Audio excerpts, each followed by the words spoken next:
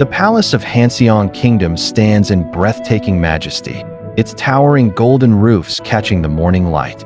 The sound of morning drums echoes through the courtyards as the king lies on his deathbed.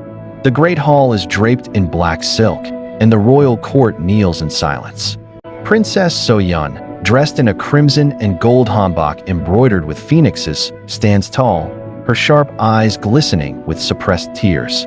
She carries herself with elegance, her long straight black hair cascading over her shoulders, her hands clenched as though she is already preparing to take power. Beside her, Princess Hae-rin in her emerald green hanbok with silver dragon embroidery, lowers her head, but her eyes flicker with calculation. Her wavy dark brown hair frames her oval face, and while her lips tremble in grief, her mind whispers with ambition.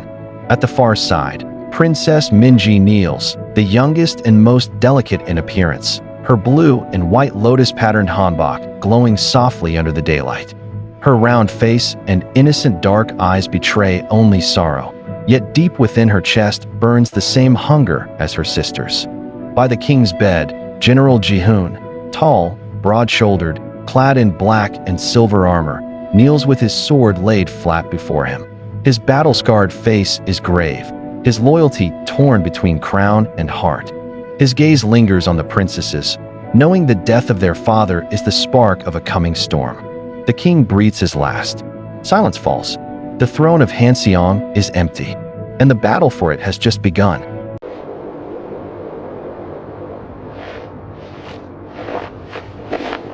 Night falls upon the palace.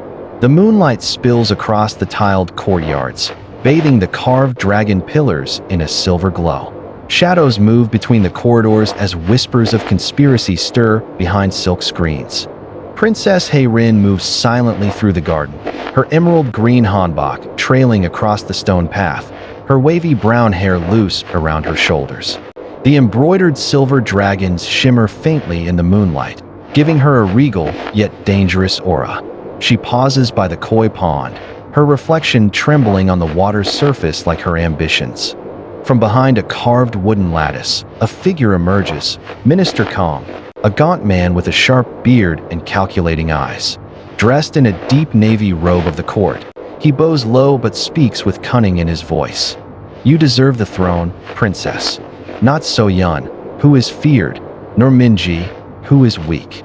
Hae-rin's lips curl into a faint smile, though her eyes burn with restrained fire. She does not reply, but her silence is more dangerous than words.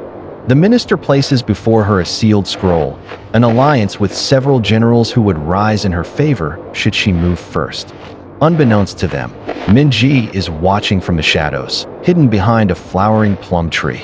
Her soft blue hanbok sways with the night breeze as her wide, innocent eyes witness the betrayal unfolding.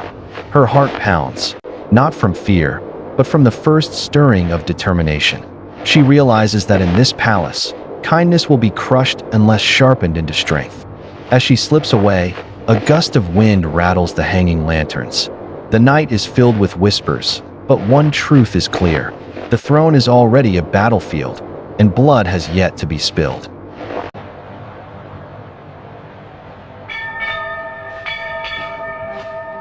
Dawn breaks over the mountains, washing the palace walls in hues of crimson and gold. The royal training grounds resound with the clash of steel as soldiers practice under the rising sun. Their breaths form mist in the cold morning air, while banners of the dragon crest snap against the wind. At the center of it all stands General Ji-hoon, the commander of the royal guard. Clad in a polished iron breastplate over deep maroon robes, his long black hair tied high with a golden clasp, he exudes strength and discipline. His sharp eyes, however, reveal the burden of a man caught between loyalty to the throne and the desires of his heart. The princess's shadows already stretch across his life. So-yeon, fierce in crimson hanbok embroidered with black phoenix patterns, watches from the balcony overlooking the grounds. Her gaze is intense, commanding respect, as if she already wears the crown.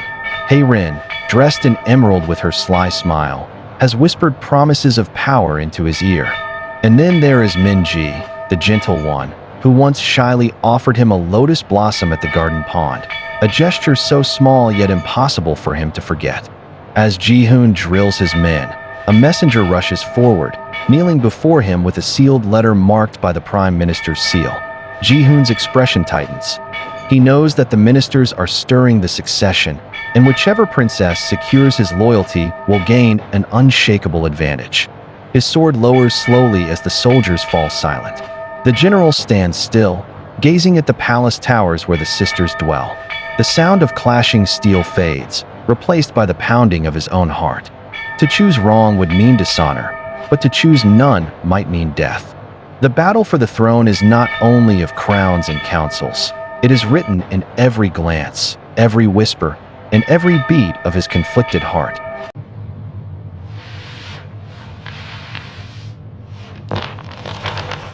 The palace library, hidden behind carved wooden doors, breathes with the silence of centuries. Shelves of bamboo scrolls and bound texts rise high, their edges gilded with dust. A soft glow from oil lamps paints the room in flickering shadows.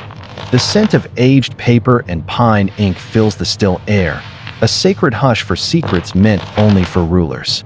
Princess Hae-rin moves quietly among the shelves, her emerald hanbok shimmering with embroidered silver dragons that catch the lamplight. Her black hair is tied elegantly with jade pins, her every step calculated, every glance sharp. She pulls a scroll from the shelf, an ancient decree on royal succession. Unlike the others, she knows the ministers fear the law hidden within, that the throne may pass not by bloodline, but by divine approval through ceremony at the sacred temple. The door creaks. From the shadows emerges Princess So-yeon, clad in her fierce crimson hanbok embroidered with the black phoenix. Her gaze burns like fire as she confronts her sister. So-yeon's eyes linger on the scroll in Hae-rin's hand. Their silence hums with tension, two predators circling in a cage of books. They exchange no words, only glances heavy with rivalry and the weight of destiny. Suddenly, a faint sound echoes from the far corner. The third sister, Min-ji, steps softly into the light, her pale blue hanbok patterned with lotus blossoms flowing like water. Her gentle eyes seem torn between peace and fear. She is not meant for secret chambers, yet her presence here betrays that even she has begun to grasp the danger. Three sisters now stand in the Library of Kings, each one bound by fate, each one aware that the path to the throne will demand more than wisdom or law. It will demand betrayal. The scroll quivers in Hae-rin's hand, as if the paper itself knows blood will be shed before the truth is revealed.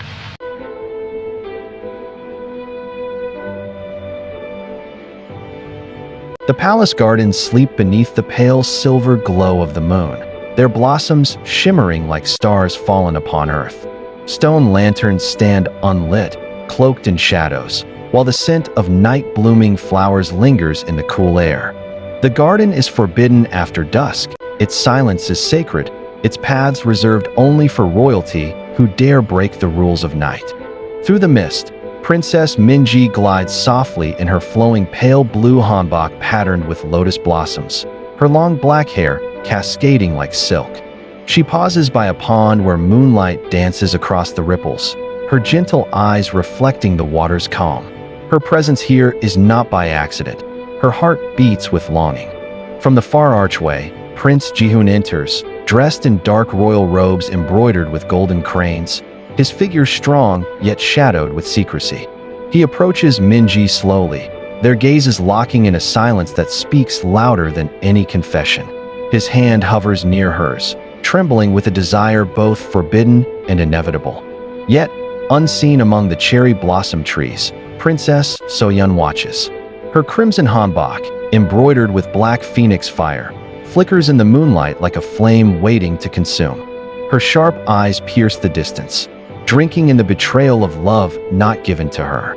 Her lips curl with bitterness, for she too has laid claim to Ji-hoon's heart. The wind stirs the garden, rustling the blossoms, carrying the rising tension like a whisper of fate.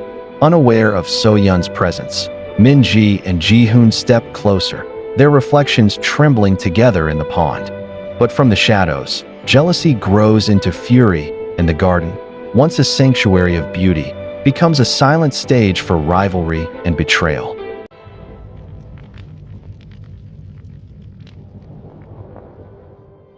Beneath the main palace hall, hidden in an underground chamber where only the most powerful dare gather, the Council of Shadows convenes. The chamber is carved from black stone, its walls etched with dragons and phoenixes locked in eternal combat. Torches flicker against the walls, their light casting long shadows that seem alive, whispering with old conspiracies.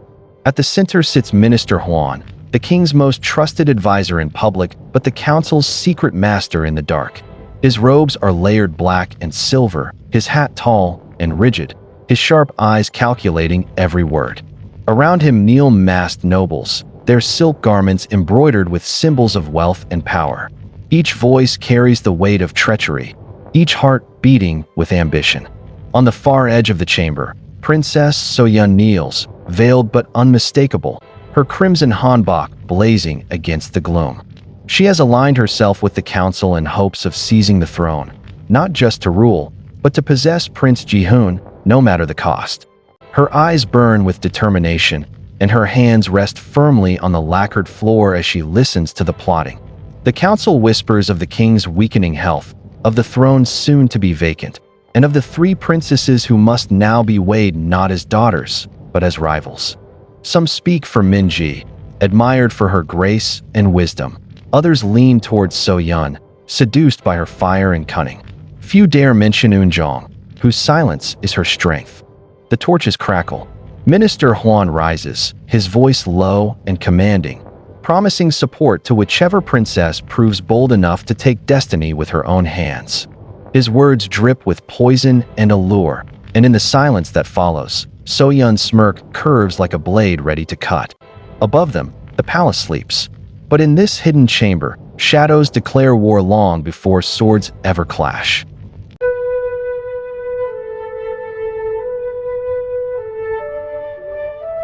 The palace courtyard transforms into a sea of glowing lanterns, each one floating skyward like a drifting star. The air is sweet with the scent of lotus incense and roasted chestnuts, while musicians play the Goryeo and Djeom, their melodies weaving through the laughter of nobles and commoners alike. The three princesses emerge together, each dressed in majestic hanbok that shimmer under the lantern light. Princess Min-ji wears a sapphire blue hanbok embroidered with golden cranes, her hair adorned with jade pins and a crown like Goryeo. She carries herself with regal calm, yet her eyes search the crowd, drawn again and again to Prince Ji-hoon. Princess So-Yun, dazzling in scarlet silk threaded with silver phoenixes, moves like fire among the guests, her every step bold and captivating. Her smile hides daggers, for while the festival celebrates unity, she sees only rivals. Her sister Min-ji, whom she must surpass, and Eun-jong, whose silence masks secrets. Princess Eun-jong wears an ivory hanbok patterned with subtle blossoms, her appearance the softest yet most ethereal. Her long, straight black hair falls like silk over her shoulders, unadorned except for a simple golden ribbon. She stands quietly beneath a lantern tree, watching both her sisters and the crowd, her heart stirred by emotions she dares not name. Prince Ji-hoon enters the courtyard clad in a royal blue robe with golden trim, his tall frame radiating authority and warmth. The nobles part for him as he approaches, and the lanterns above cast their glow upon his face. His gaze lingers on Min-ji with admiration, then drifts to Eun-jong with quiet affection. But when So-Yun boldly greets him, the moment sparks tension like hidden fire. As 1,000 lanterns rise into the heavens, their flames symbolize peace, yet within the palace walls, the flames of rivalry and forbidden love only burn brighter.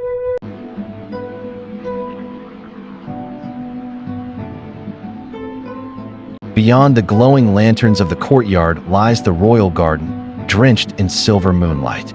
Cherry blossoms drift gently in the night air, their petals glowing faintly as they fall into the still ponds, where koi ripple beneath the surface. A cool breeze carries the fragrance of peonies, magnolias, and pine. The night is serene, yet beneath its calmness, danger brews. Princess Min-ji, in her sapphire blue hanbok with golden cranes, walks gracefully along the lantern-lit path, her jade hairpins gleaming under the moon. Her expression is firm but troubled, her heart torn between love for Prince Ji-hoon and loyalty to her people. From the opposite side of the garden, Princess Soyeon, radiant in scarlet silk threaded with silver phoenixes, appears.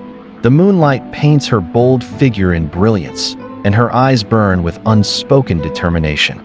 Every step toward her sister feels like a challenge. Hidden among the shadows of the magnolia trees, Princess Eunjong lingers in her ivory hanbok, delicate blossoms embroidered on the fabric. Her long black hair, bound only by a golden ribbon, sways as she observes the growing tension. She clutches a folded silk letter close to her chest, the secret that could change everything. The sisters' gazes meet under the blossom trees. Silence hangs heavy, thicker than the night air, as if the entire garden holds its breath. In that moment, their rivalry is no longer about a throne alone. It is about survival, desire, and the dangerous path each has chosen.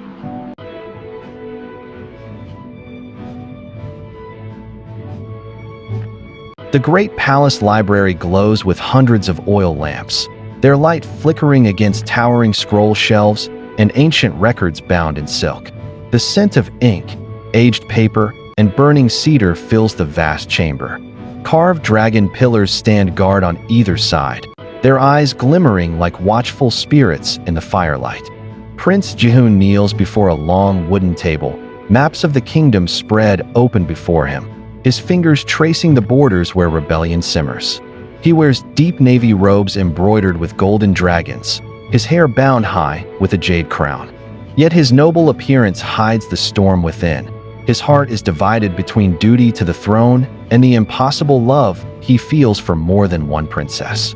He lifts a scroll sealed with the royal crest, his father's order demanding loyalty to one heir and betrayal to another. His hand trembles as he unseals it, his jaw tight.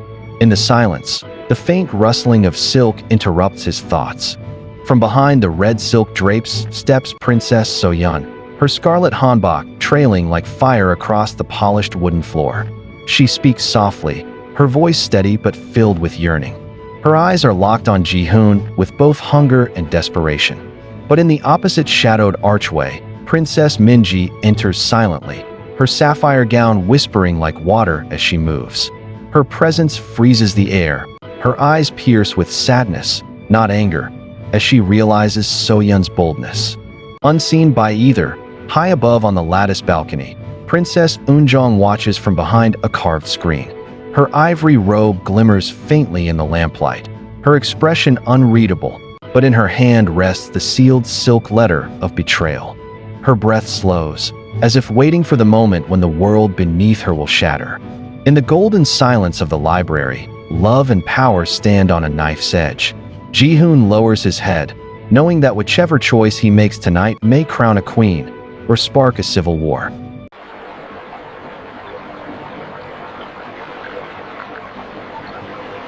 The moon hangs full and luminous over the royal palace gardens, its silver light cascading over winding stone paths and manicured pines.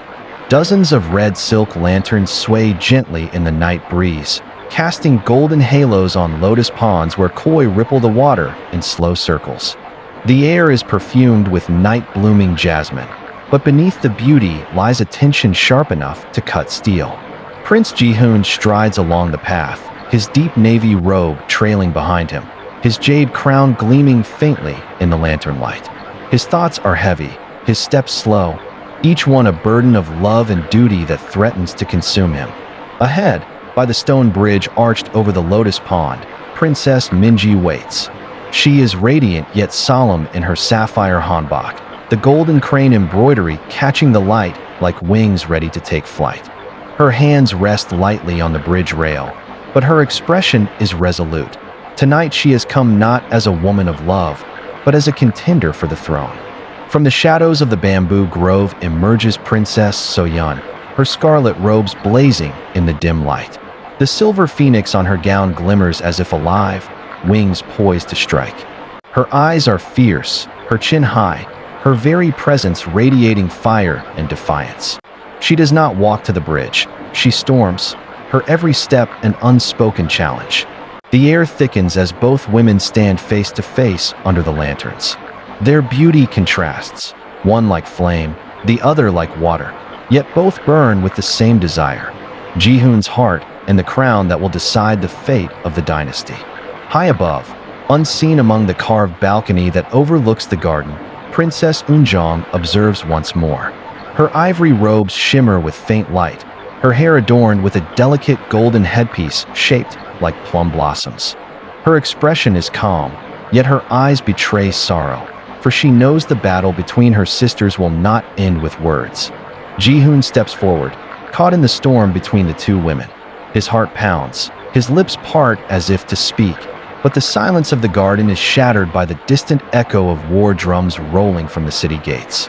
The moment of confession and confrontation dissolves into the grim reminder: the kingdom is fracturing, and their private war mirrors the fate of the throne itself.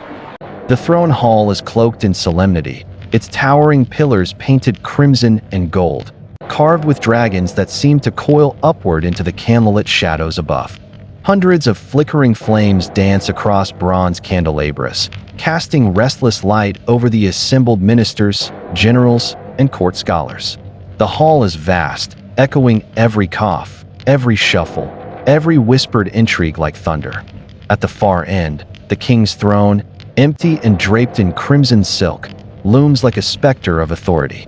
Tonight it remains unoccupied, not by neglect, but by design. For this council is not presided over by a king, but by three princesses whose ambitions circle the vacant seat like hawks above prey. Princess Minji sits to the left of the throne, her sapphire hanbok shimmering under the golden glow, her hair pinned with jade ornaments. Calm, composed, she speaks with measured grace, her words carrying the clarity of water flowing through a valley. The ministers nod to her wisdom, recognizing the steadiness in her presence. Opposite her, Princess So-yun sits in scarlet, her fiery hanbok embroidered with silver phoenixes. She leans forward, eyes ablaze, her voice sharp as the blade of a sword. Her arguments are passionate, each word a challenge that dares the court to deny her right to rule. Some generals murmur approval, swayed by her ferocity, while others shift uneasily, wary of the storm she promises to unleash. Above them, standing on the balcony reserved for witnesses of royal blood, Princess Eunjong watches, dressed in her ivory hanbok with golden plum blossoms.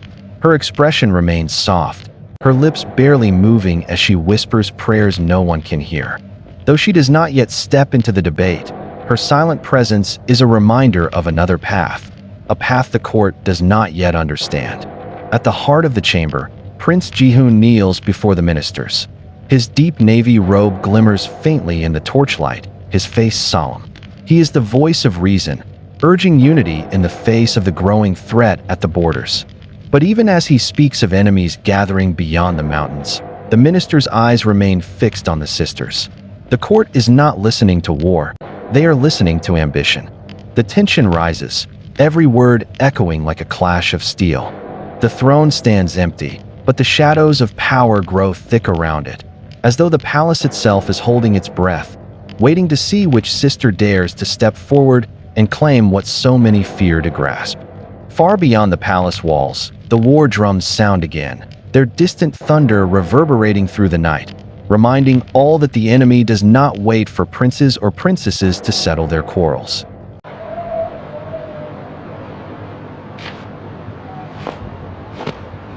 The palace courtyard is cloaked in moonlight, the sky above streaked with drifting silver clouds that cast shifting shadows across the tiled rooftops. Lanterns swing gently in the night breeze, their orange glow spilling over the carved stone lions that guard the entrance to the council chambers. The air is thick with the faint scent of pine and incense, yet beneath it all lies the bitterness of betrayal. Gathered under the shelter of the pavilion are several royal ministers and generals, cloaked in dark robes to conceal their presence. Their voices are hushed but urgent, their words laced with treachery. Though the council earlier swore loyalty to the throne, tonight the alliances bend and twist like reeds under a storm. At the center of this quiet conspiracy stands General Huang, his armor hidden beneath a plain cloak, his face sharp and severe. He bows toward Princess So-yun, who has summoned them in secret. She steps into the moonlight in her scarlet hanbok, the silver phoenix embroidery glinting faintly as though alive. Her dark eyes blaze with fire as she speaks in a low, commanding tone. The throne was never meant for indecision.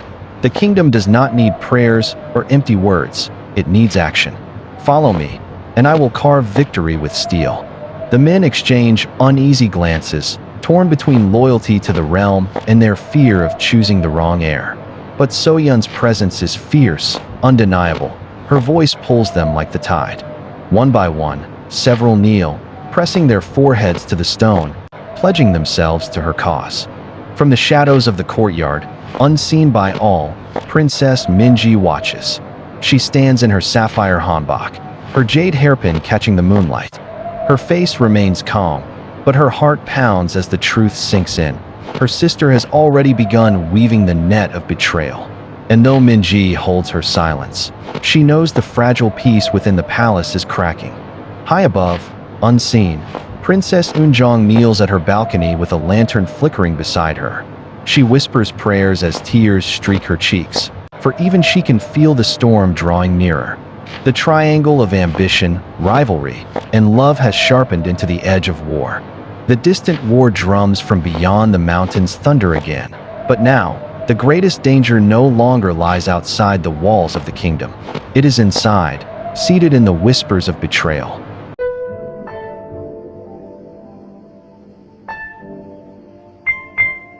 The Great Hall of Ancestral Kings looms beneath the flickering torchlight, its towering red pillars carved with dragons that twist upward toward a ceiling painted with stars and constellations.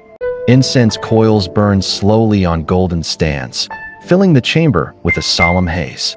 On the raised dais, the throne glitters, empty, yet carrying the weight of centuries of power. The three princesses stand at last in the same chamber, their voices and hearts colliding like blades. Princess So-Yun enters first, her scarlet hanbok trailing like fire across the polished floor. Her silver phoenix crown glints with a predatory light, and her expression is one of cold certainty. She walks straight toward the throne, pausing only to rest her hand upon its gilded arm as though it already belongs to her. From the opposite side, Princess Minji steps forward in her sapphire hanbok embroidered with golden cranes. Her jade hairpin glimmers under the torchlight, and her stance is firm but graceful. Her eyes lock on So-Yun with both sorrow and defiance. She speaks softly yet with conviction, her voice echoing through the hall. Sister, the throne is not seized with blood, it is earned through the heart of the people. To betray the kingdom's trust is to shatter the very legacy you claim to protect. So-Yun's lips curl into a bitter smile as she replies, her voice sharp as steel. From the shadows near the altar steps, Princess Eunjong emerges slowly in her ivory hanbok adorned with golden plum blossoms. Her long dark hair is bound with a delicate crown of white jade, her presence fragile yet commanding in its purity. Tears rim her eyes as she looks upon her sisters, one burning with fire, the other with sorrow. She raises her hands as though to quell a storm. We are bound by blood and the crown of our father. If we break this bond, the kingdom will not survive the storm that waits beyond our gates. The silence that follows is suffocating. The torchlight wavers, casting distorted shadows of the three sisters across the floor, each shadow stretching long and twisted as though warning of what lies ahead. At that moment, the doors of the hall slam shut from the outside, echoing like thunder. Whispers of plotting ministers ripple through the corridors, their voices muffled but dangerous. The sisters realize the time for diplomacy may already be gone. The battle for the throne has begun. The silence in the Hall of Ancestral Kings shatters with the heavy groan of doors opening once more. From the torchlit corridor beyond, armored soldiers march in with synchronized steps, their spears glinting in the firelight. At their head is General Kong, a man whose loyalty was sworn to the late king, but whose ambition has long been whispered about in hushed tones across the palace. The sisters freeze as the soldiers spread into a circle around them. The air grows heavy with iron and smoke. Princess So-Yun's lips curve into a cold, knowing smile. She does not flinch as the soldiers bow slightly toward her. Her scarlet hanbok gleams like living fire, and the silver phoenix crown upon her head sparkles with a victorious glow. She whispers, her voice dripping with triumph. The throne no longer waits. It comes to the one bold enough to seize it. Princess Minji, still standing tall in her sapphire hanbok embroidered with golden cranes, tightens her fists. Her eyes flash with anger and betrayal as she turns towards So-yeon. You brought soldiers into the sacred hall. Do you dare stain our father's legacy with steel and blood? Princess Eunjong, in her ivory hanbok with golden plum blossoms, takes a step back, her trembling hands pressed to her chest. She gazes in horror at General Kong, realizing that the coup is not merely So-yeon's ambition. It is a conspiracy woven between power-hungry ministers and the army. General Kong steps forward, his voice booming through the vast chamber. The people need strength, not weakness. Princess So-yeon will ascend, and under her rule, the kingdom shall never bow to foreign threats again. The soldiers slam their spears onto the polished stone floor in unison, the sound reverberating like thunder. The hall trembles with the weight of treachery. Minji's voice breaks the air like a blade. Then know this, General. Before you crown a tyrant, you will have to cut through me first. The tension coils tighter. The sisters' eyes burn with conflict, So-yeon with defiance, Minji with fury, and Eunjong with despair. The three stand surrounded, the throne glimmering behind them like a silent witness to their fate. The first embers of war have been lit. The ancestral hall quakes under the weight of destiny. The air is thick with firelight and dust, the soldiers' armor clattering as they tighten their circle. Shadows of spears stretch long across the polished stone floor, converging upon the three princesses like talons. Princess Minji, clad in sapphire hanbok embroidered with golden cranes, steps forward with regal fury. Her jade hairpin glints as she pulls it free, transforming the delicate ornament into a weapon. Her voice rings like a war horn. No tyrant shall touch the throne while I still breathe. Princess So-yeon, draped in scarlet hanbok shimmering like molten flame, raises her chin with icy confidence. The silver phoenix crown atop her head burns in the torchlight. She extends her hand toward the throne, her lips curving into a smile sharp as a blade. Then let the kingdom watch as I seize what was denied me. Princess Eunjong, trembling yet resolute in her ivory hanbok stitched with golden plum blossoms, places herself between them, her white jade crown gleaming with fragile light. Her tear-filled voice cracks through the hall. Sisters, our father's spirit watches. Will you spill blood upon his throne? But her plea is drowned as General Kong raises his sword high, his soldiers slamming their spears into the ground like thunder. The sound shakes the chamber, echoing through the stone pillars. Suddenly, Minji lunges forward, her jade hairpin striking against the edge of Kang's blade in a flash of sparks. So-yeon seizes the moment, stepping onto the dais of the throne, her scarlet robes billowing like fire as she reaches out to claim the golden seat. The hall erupts, steel against steel, robes swirling, torches flaring as the soldiers clash with Minji. Eunjong screams, torn between stopping her sisters or shielding the throne. The throne gleams in the chaos, a silent jewel in the storm of betrayal and love, waiting for the hand strong or ruthless enough to claim it. The screen fades to black with the words, "The battle for the crown has only begun."